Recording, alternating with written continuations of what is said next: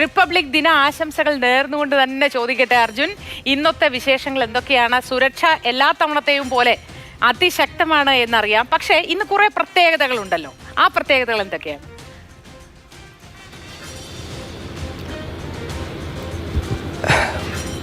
Modi, good morning. തീർച്ചയായിട്ടും ഒരുപാട് പ്രത്യേകതകളുള്ള ഒരു റിപ്പബ്ലിക് ഡേ ആണ് ഇത്തവണത്തേത്. 75ാം റിപ്പബ്ലിക് ഡേ എന്ന് പറയുന്നത്. തീർച്ചയായിട്ടും നമുക്ക് നമ്മുടെ ഒരിക്കൽ കൂടി ലോകത്തിന് മുൻപ് നമ്മുടെ ഈ വൈവിധ്യവും പാരമ്പര്യവും അതുപോലെ തന്നെ നമ്മുടെ ശക്തിയും സൈനിക ശക്തിയും എല്ലാം പ്രകടിപ്പിക്കാൻ കിട്ടിയ ഒരു അവസരം കൂടിയാണ്. പ്രത്യേകിച്ചും ഫ്രഞ്ച് പ്രസിഡൻ്റായിട്ടുള്ള ഇമ്മാനുവൽ മാക്രോൺ വിശിഷ്ടാതിഥിയായി എത്തുന്നു. ഫ്രഞ്ച് സേന പോലും നമ്മൾക്കൊപ്പം അണിനിരന്ന് പരേഡ് നടത്തുന്നു എന്നുള്ളൊരു വലിയൊരു പ്രത്യേകത തന്നെ ഇത്തവണത്തെ റിപ്പബ്ലിക് ദിന ആഘോഷങ്ങൾക്കുണ്ട്.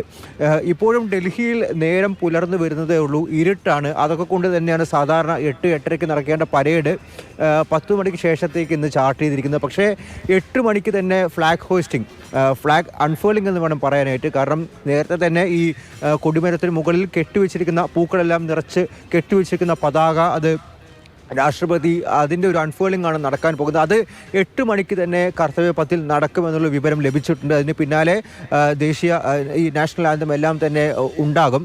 പക്ഷേ പരേഡെല്ലാം ആരംഭിക്കുക 10 മണിക്ക് ശേഷമായിരിക്കും, 10:30 തന്നെ. പ്രത്യേകിച്ചും 9:30 മുതൽ 10 മണി വരെ ആയിരിക്കും ഈ ഫ്രഞ്ച് പ്രസിഡന്റ് ഉൾപ്പെടെയുള്ള വിശിഷ്ട അതിഥികൾ കർത്തവ്യപഥത്തിലേക്ക് എത്തുന്നത്. ഇത്തവണത്തെ പരേഡിൻ്റെ ഏറ്റവും വലിയൊരു പ്രത്യേകത എന്ന് പറയുന്നത് പൊതുജന പങ്കാളിത്തം. പരേഡ് കാണാൻ വേണ്ടി പൊതുജന പങ്കാളിത്തം വളരെയധികമുണ്ട്.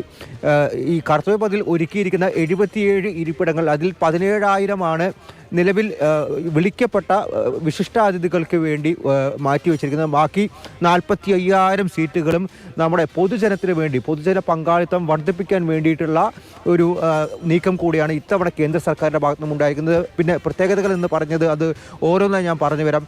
ഒന്നാമത്തേത് വികസിത ഭാരതം, അതിൽ തന്നെ ആത്മനിർഭർ ഭാരത്. നമ്മൾ തദ്ദേശീയമായി വികസിപ്പിച്ചെടുത്ത ഇൻഡിജിനസ് ആയിട്ടുള്ള നമ്മുടെ ഉൽപ്പന്നങ്ങൾ, പ്രത്യേകിച്ചും അതിൽ ഈ കരസേന, നാവികസേന, വ്യോമസേന, ഇതിലെല്ലാം തന്നെ നമ്മുടെ ശക്തി പ്രകടിപ്പിക്കുന്ന കാര്യങ്ങളുണ്ട്. അത് യുദ്ധ ടാങ്കുകളായാലും റോക്കറ്റ് ലോഞ്ചറുകളായാലും ആൻറ്റി മിസൈൽ സിസ്റ്റം, റഡാർ, അതിൻ്റെ എല്ലാം ഒരു പ്രകടനം ഇന്ന് നമുക്ക് കാണാൻ സാധിക്കും. പ്രത്യേകിച്ചും വ്യോമസേനയിൽ കരുത്തേക്കാൻ വേണ്ടി നമ്മൾ തദ്ദേശീയമായി വികസിപ്പിച്ചെടുത്ത തേജസ് വിമാനത്തിൻ്റെ ഒരു ഫ്ലൈ പാസ്റ്റ് കൂടി കാണാൻ സാധിക്കും, മറ്റ് 56 വിമാനങ്ങളുടെ കൂടെ. അതിനോടൊപ്പമാണ് നാരീശക്തി എന്നുള്ള കാര്യം, നാരീശക്തി പ്രകടമാക്കുന്ന ആദ്യമായിട്ട് റിപ്പബ്ലിക് ഡേയിൽ നമ്മുടെ രാജ്യത്തിൻ്റെ പാരമ്പര്യം നാരീശക്തി എന്നുള്ള കാര്യം വിളിച്ചോതുന്ന ഒരു പരേഡായിരിക്കും ഇത്തവണ നടക്കാൻ പോകുന്നത്. അതിന് കാരണം എന്ന് പറയുന്നത് ഈ പരേഡിൻ്റെ തുടക്കം 100-ലധികം വനിതകൾ ചേർന്നുള്ള ഒരു ബാൻഡ് പാസ്റ്റാണ്. അവർ ചില വാദ്യോപകരണങ്ങൾ, അതിൽ ശംഖുണ്ട്, നാസിക് ഡോണ്ട്, അങ്ങനെ കുറച്ച് വാദ്യോപകരണങ്ങൾ വായിച്ചു കൊണ്ടുള്ള ഒരു തുടക്കം. അതിന് 100-ലധികം വനിതകളാണ് അണിനിരക്കുന്നത്. പരേഡ് തുടക്കം തന്നെ അങ്ങനെയായിരിക്കും. രാവിലെ 10 മണിയോടുകൂടി തന്നെ പ്രധാനമന്ത്രി ഈ വിജയ് ചൗക്കിലേക്ക് എത്തി. യുദ്ധസ്മാരകത്തിൽ പ്രധാനമന്ത്രിയോടൊപ്പം തന്നെ കരസേനയിലെയും നാവികസേനയിലെയും വ്യോമസേനയിലെയും മേധാവികൾ അവിടെ പുഷ്പചക്രം അർപ്പിക്കും. അതിനുശേഷം അതായത് ഇന്ന് 6 ഇന്ത്യൻ സൈനികർ കൂടി ഫ്രഞ്ച് സൈന്യത്തിന്റെ ഒപ്പം ചേർന്ന പരേഡിൽ പങ്കെടുക്കും എന്നൊരു വിശേഷം കൂടി ഉണ്ടല്ലോ, അതിനെക്കുറിച്ച് ഒന്ന് പറയാമോ?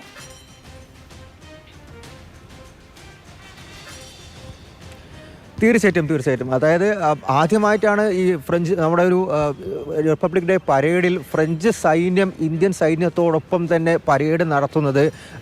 പ്രത്യേകിച്ചും 122 അംഗ സംഘമാണ്. അതിൽ 33 പേർ ബാൻഡ് സംഘത്തിനൊപ്പം, മറ്റ് 90 പേർ ഈ മാർച്ച് പാസ് സംഘത്തിനൊപ്പം. അതിനൊപ്പം ഈ നമ്മുടെ ആ സൈന്യത്തിനൊപ്പം, ഫ്രഞ്ച് സൈന്യത്തിനൊപ്പം അണിനിരക്കാനായിട്ട് ക്യാപ്റ്റന്മാരായിട്ടും ബ്രിഗേഡിയർമാരായിട്ടുള്ള 6 ഇന്ത്യൻ സൈനിക അംഗങ്ങൾ കൂടി ചേരുന്നുണ്ട്. അങ്ങനെ വൈവിധ്യങ്ങൾ, പ്രത്യേകിച്ചും വിദേശ സൈന്യത്തെ കൂടി ഉൾപ്പെടുത്തിക്കൊണ്ട് വളരെ വൈവിധ്യം നിറഞ്ഞ ഒരു പരേഡിനാണ് ഇത്തവണ ലോകം സാക്ഷിയാകാൻ പോകുന്നത്. കർത്തവ്യപഥും അതുപോലെ തന്നെ നമ്മുടെ രാജ്യ തലസ്ഥാനവും എല്ലാം തന്നെ സാക്ഷിയാകാൻ പോകുന്നത്. കൃത്യം 10:30 തന്നെ രാഷ്ട്രപതി ഭവനിൽ നിന്നും ഈ പരേഡ് ആരംഭിക്കും. ആദ്യം പോവുക കർത്തവ്യപഥത്തിലേക്കായിരിക്കും. അവിടെ തന്നെ നിരവധി അഭ്യാസങ്ങൾ, പ്രത്യേകിച്ചും ഡൽഹി പോലീസും അതുപോലെ തന്നെ CASF-ഉം NCC-യും എല്ലാം വനിതകളെ മാത്രം അണിനിരത്തിക്കൊണ്ടുള്ള, വനിതകളെ മാത്രം ഉൾക്കൊള്ളിച്ചുകൊണ്ടുള്ള ഒരു പരേഡാണ് ഇത്തവണ നടത്താൻ പോകുന്നത്. അതിൽ തന്നെ നിരവധി മോട്ടോർ സൈക്കിൾ അഭ്യാസം നടത്തുന്നത് മലയാളികളായിട്ടുള്ള വനിതകളാണ് എന്നുള്ള കാര്യം കൂടി നമുക്ക് ഏറെ ഒരു അഭിമാനിക്കാവുന്ന ഒരു കാര്യമാണ്. അതിനോടൊപ്പം തന്നെ ഡൽഹി പോലീസിൻ്റെ സംഘത്തെ നയിക്കുന്നതും ഏറെ കാലമായി ഡൽഹിയിലുള്ള IPS ഉദ്യോഗസ്ഥയാണ്. അവരും മലയാളിയാണ്, ശ്വേത സുഗതൻ. അവർ കഴിഞ്ഞ വർഷവും അതിന് മുൻപ് എല്ലാം തന്നെ ഈ ഡൽഹി പോലീസിനെ മാർച്ച് പാസ്റ്റ് നയിച്ച ഒരു വ്യക്തി കൂടിയാണ്. അങ്ങനെ നമുക്ക് മലയാളികൾക്കും ഒരുപാട് അഭിമാനിക്കാവുന്ന ഒരുപാട് സന്തോഷിക്കാവുന്ന അഭിമാനിക്കാവുന്ന ഒരു ദിവസം തന്നെയാണ് ഇന്ന് കർത്തവ്യ പഥിൽ അരങ്ങേറുക എന്നുള്ള കാര്യത്തിൽ യാതൊരു സംശയവുമില്ല. മലയാളികൾ അവരുടെ കഴിവ് തെളിയിക്കുന്ന ദിവസമാണ്.